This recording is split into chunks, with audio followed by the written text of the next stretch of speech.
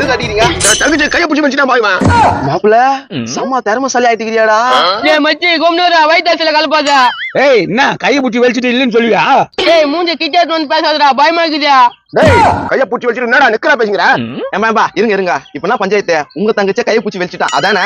ஆமாம்பா கையை பிடிச்சி வெளிச்சிட்டாம்பா. சரி ஓகே இதுக்கு மேல உங்க தங்கச்சி யாருக்கு கல்யாணம் பண்ணி வைக்க முடியாது. இவங்க கல்யாணம் பண்ணி வச்சிருங்க.